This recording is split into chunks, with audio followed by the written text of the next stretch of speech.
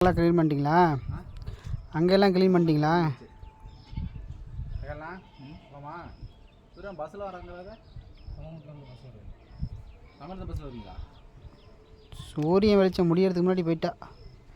இருட்டு கட்டிச்சுன்னா போகலாம். இதில் சூரியன் வெளிச்சம் முடியுதுன்னு நம்ம போயிடலாம். இல்லை, இருட்டு கட்டிச்சுன்னா போயிடலாம். இருட்டு கட்டினா பிரச்சனை இல்லை. சூரியன் ரோட்டில் போயிடலாம் விட.